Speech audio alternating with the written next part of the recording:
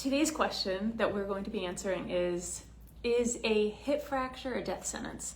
Guys, there's definitely a huge connection between hip fractures and death. My name is Amanda Brooks, for those of you who don't know me, and I'm a practicing physician assistant in the ER. And over the last few weeks, I've seen an exorbitant amount of hip fractures that could have been prevented. So I'm hoping that you will like and share this video and subscribe to my channel if you haven't already, because I think that you could help a lot of people by doing so. Okay, guys, research is showing us that people who are 50 and over have a 1 in 3 chance of death in the first year following a hip fracture. So again, there's a huge connection between hip fractures and death. Other research is showing us that older individuals have a 5 in 8, that's 62.5% chance of death within 3 months of a hip fracture. Okay, so why is this? Well, first of all, when someone sustains a fall, which results in a hip fracture, it's a lot of stress on the body anyways. And many of these patients have to undergo surgery. And surgery is a lot of stress on the body, as is anesthesia. Now, if we look at those with comorbidities like stroke, coronary artery disease, and pneumonia, those individuals are at a double risk of death due to these comorbidities. So what can we do?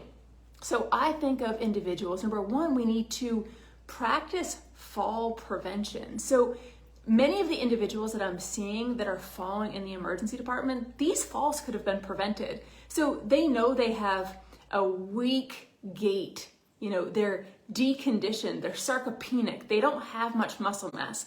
So one of my biggest recommendations and stresses to all of my patients is, please get yourself some weights. You have got to sustain muscle mass. So increasing muscle mass by weightlifting and by high impact, like walking, jumping, maybe even some light jogging. This is very important, okay, for fall prevention, as well as working on flexibility. So yoga, Pilates, these are great classes for older individuals. And many of my patients that have fallen know that they have this weak gait and they're not using assist devices. So if that's you, please, oh please, use that walker or use that cane to help you ambulate, because I don't want to see you in the emergency department after sustaining a hip fracture. Other reasons that individuals fall, they might have a pre-existing medical condition like diabetes. So some poorly controlled diabetics have developed peripheral neuropathy. So this makes it so it's difficult for them to sometimes feel their feet, so they trip over their feet. So making sure that you have proper footwear. Another thing that I think of is incontinence. So if you're racing to the bathroom and you have fall hazards in the way on your way to the bathroom, that might cause a fall as well. Getting your hearing and eyesight checked regularly. If you have poor vision or you can't hear, that's also a means for falling.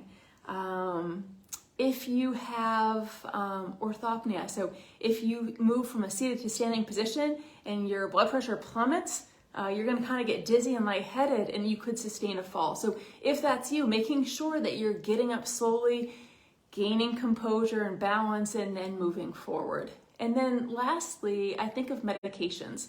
So certain medications cause dizziness, cause confusion. So just reviewing what it is you're taking for medications, and if you are taking any of these medications, being aware and then taking necessary precautions.